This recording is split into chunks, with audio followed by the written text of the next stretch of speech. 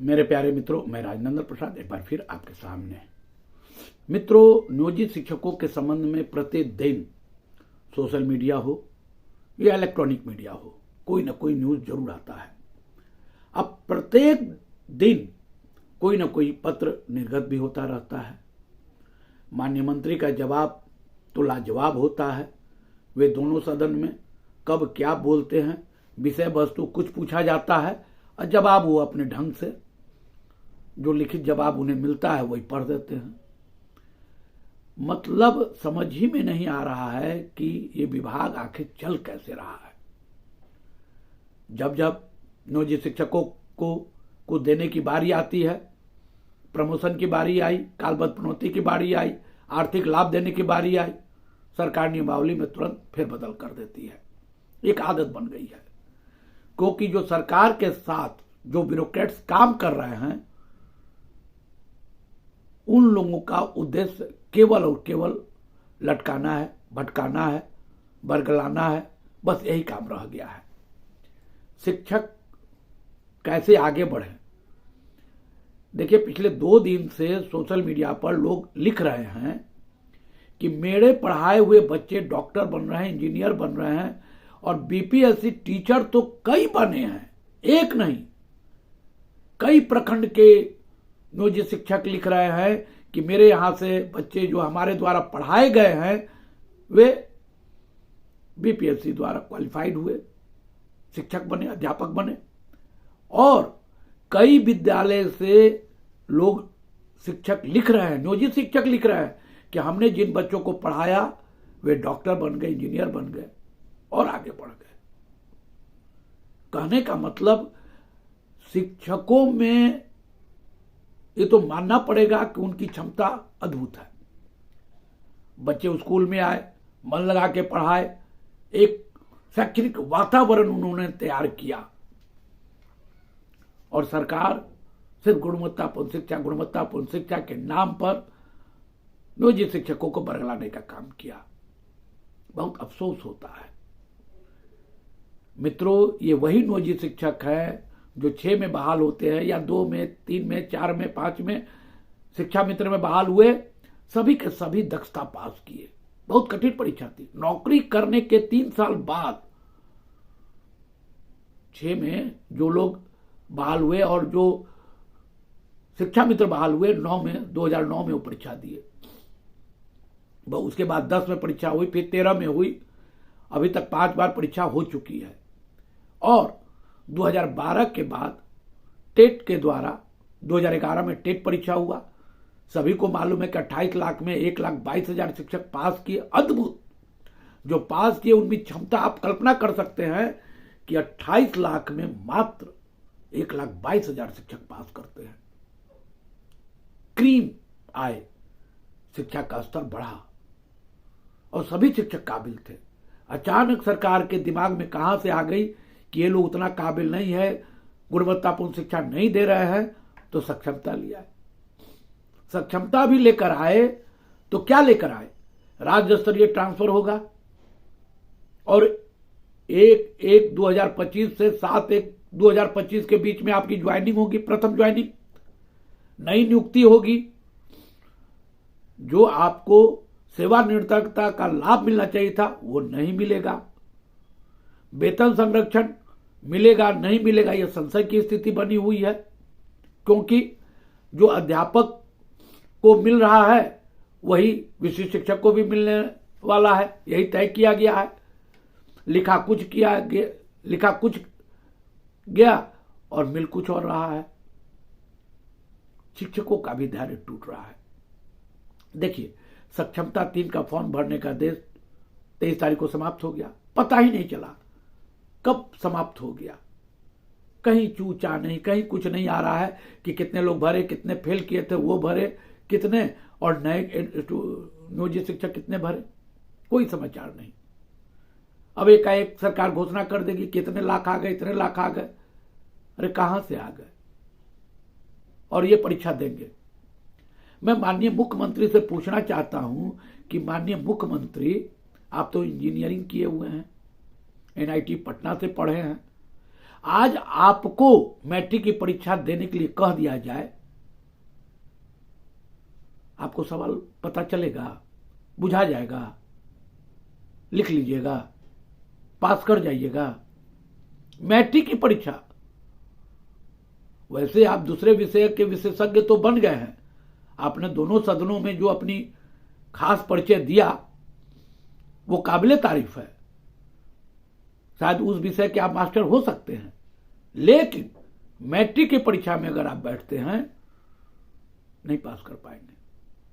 और बिहार में जितने ब्यूरोक्रेट्स हैं, जिस सिस्टम से आप भारतीय प्रशासनिक सेवा के अधिकारी बने हैं, 20 साल नौकरी करने के बाद, 15 साल नौकरी करने के बाद यदि आपको कहा जाए कि आप उसी सिस्टम से पुनः परीक्षा दे करके अपनी योग्यता साबित करें, कितने लोग कर पाएंगे? कितने लोग पास होंगे? मैं सच बोल रहा हूं, ये मैं किसी के विरोध में नहीं बोल रहा हूं, लेकिन आप अपने ऊपर लेकर के देखिए तो, आप नौकरी करते हुए 15 साल गुजार दिए, 20 साल गुजार दिए, आज आपको वही सिस्टम से परीक्षा देकर कहा जाए कि आप आइए, कुछ बुझाएगा?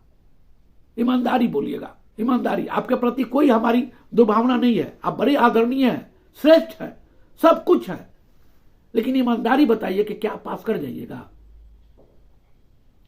अन्य विभाग, जितने विभाग हैं बिहार में, क्या सभी विभागों में ऐसा नियम है? नहीं है। सबसे ज्यादा बहाली शिक्षा विभाग में होती है, उसके बाद हेल्थ में होती है, उसके बाद थोड़ा करके अन्य विभागों में होती है। शिक्षा विभाग रीढ़ है।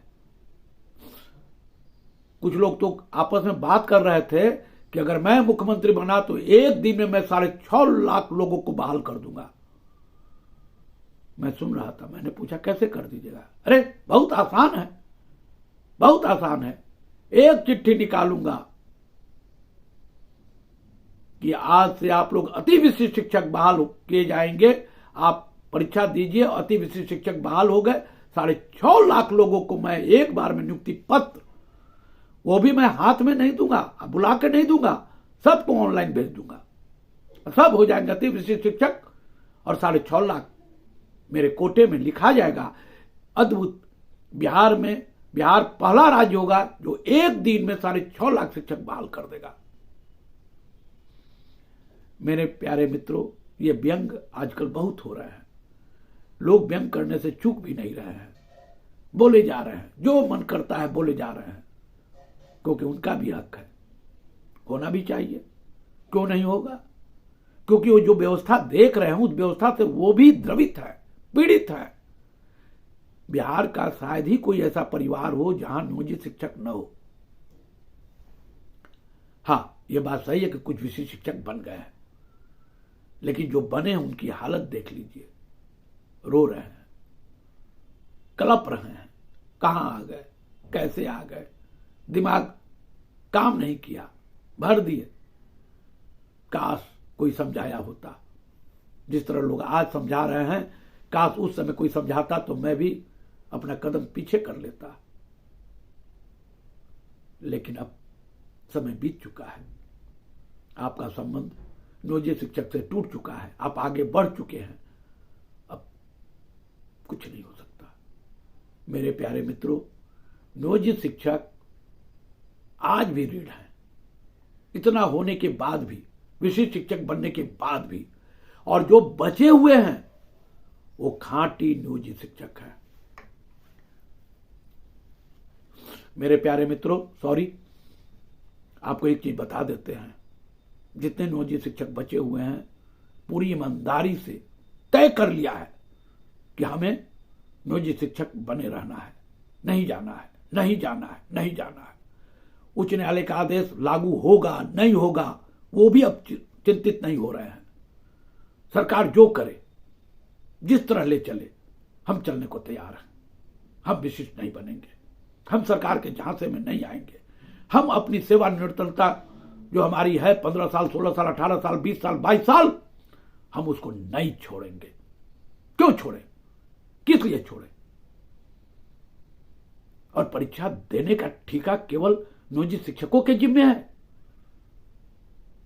एक बार पूर्व में मैं जैसे कहा, वो लोग भी देख लें, उनकी भी काबिलियत अगर साबित हो जाती है तो हम मान लेंगे कि आप लोग वास्तव में योग्य हैं। अगर आप परीक्षा नहीं देते हैं तो हमें भी शक होता है एन कैन प्रकरण से। ठीक है, मुझे कुरियन साहब का एक बात याद आता है, जो दुग्ध क्रांति के जनक थे। उन्होंने एक बार कहा था, जो बच्चे परीक्षा देकर के पास कर करके बड़े कंपनी में ट्रेनिंग ले रहे थे, तो वहां वो गए थे। उन्होंने कहा था, ये हमारी बेवकूफी है कि हम तुम जैसे गधों को चुन कर ले आए हैं, लेकिन मैं तुम्हें तरासूंगा, तराश करके मैं गधे से घोड़ा बनाऊंगा और मार्केट में दौड़ाऊंगा, और तुम में वो ताकत होगी कि मार्केट को जब चाहो, जहां चाहो, जैसे चाहो मोड़ सकते हो। आज यही स्थिति नियोजित शिक्षकों की है।